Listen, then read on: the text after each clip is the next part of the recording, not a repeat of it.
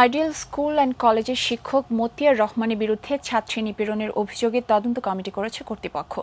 তাকে একটি কারণ দর্শাও নোটিশও দেওয়া হয়েছে। এদিকে অভিযুক্ত শিক্ষকের দৃষ্টান্তমূলক শাস্তি দাবি করেছেন অভিভাবকরা। আর এ নিয়ে রিপোর্ট করতে গিয়ে খানিকটা বিপাকে পড়েছিলেন রিপোর্টার ইমরান হোসেন সুমন। ক্যামেরায় ছিলেন কৃষ্ণ সরকার, জাহিদুল ইসলাম ও শাহরিয়ার আলম শাওন।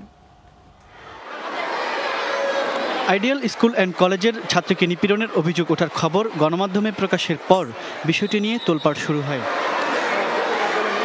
বিভিন্ন সংবাদপত্রে ছাপা হয় কয়েকদিন আগে প্রাইভেট কোচিং করানোর সময় নবম শ্রেণীর এক ছাত্রীকে শারীরিকভাবে নিপীড়ন করেন শিক্ষক মতিয়ার রহমান। উনি আমাদেরই টিচার, কিন্তু আমরা বুঝি না যে উনি এরকম করবে। ছাত্রীর এক সহপাঠী সেই বিষয় সম্পর্কে এটিএন নিউজকে বলেন, একজন শ্রদ্ধেয় শিক্ষক যে এ ধরনের আচরণ করবেন সেটা তারা কল্পনাও করতে পারেননি। হ্যাঁ, এর আগে উনি অনেক কিছু করছেন এবং ওদের নামও বোধহয় লিফলেটে লেখা আছে।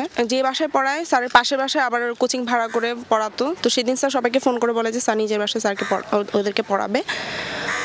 তো মেয়েটা ওখানে বোধহয় ৩-৪ জন গেছিল, বাট সবার আগে ওই মেয়েটাই যায়। তো যাওয়ার পর কিছুক্ষণ বসলে স্যার ওকে একটা কিছু খেতে দেয়, তরল জাতীয় কিছু খেতে দেয়।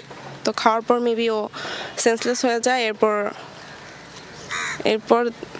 2 ঘন্টা পর মেয়েটা বুঝে তারপর বাসায় যায় বলে আর কি। ছাত্রীর বাবা বলেছেন, ঘটনার পর থেকে তার মেয়ে মানসিকভাবে ভেঙে পড়েছে। এই ঘটনার সুষ্ঠু তদন্তও দাবি করেন তিনি। পত্রপত্রিকা যেভাবে আসছে ব্যাপারটা আদৌ এরকম ব্যাপার না। আমি যখন শুনলাম যে ছেলে মেয়ে তিনি একসাথে পড়াচ্ছেন, তখন আমি তাকে বলেছি যে আপনি ছেলে মেয়ে একসাথে নীতিগতভাবে পড়াতে পারেন না। এতে হয়তো সে মানসিকভাবে বা অপমানিত বোধ করে থাকতে পারে, অথবা তার মধ্যে কোনো ক্ষোভের ব্যাপার থেকে থাকতে পারে, যার কারণে সে মেয়েকে ভয়ভীতি দেখিয়েছে।